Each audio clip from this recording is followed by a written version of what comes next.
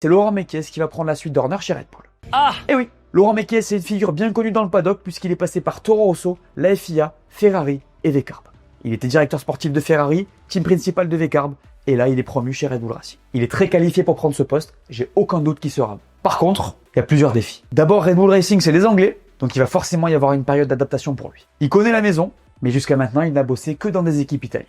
Toro Rosso et Ferrari donc, puisque Vcarb et Toro Rosso, c'est la même chose. Ensuite, dans cette équipe-là, il y a beaucoup plus de pression. Vu la conjoncture, les gars, cette promotion, c'est un peu un cadeau empoisonné. Laurent Mekies y récupère un peu une win. En tout cas, vu la dynamique, c'est sûr que ça va être un gros challenge. Si Max part, c'est lui qui va devoir gérer la situation, là, va falloir être solide. En plus, j'ai quand même l'impression que c'était vraiment pas prévu, donc lui n'a probablement pas eu le temps de se préparer. Ensuite, il y a le projet Red Bull pour 2026 et au-delà, qui, on le sait, est compliqué. Il se dit qu'ils auraient des gros soucis sur le moteur avec Ford, il y aurait aussi beaucoup d'inquiétudes au niveau du châssis, c'est chaud. En plus de ça, leur nouvelle soufflerie ne sera utilisable que fin 2026, ça les met vraiment en retrait par rapport à la concurrence. Si les travaux finissent fin 2026, tu peux pas ou peu l'utiliser sur la voiture 2027. Faut la calibrer, la tester.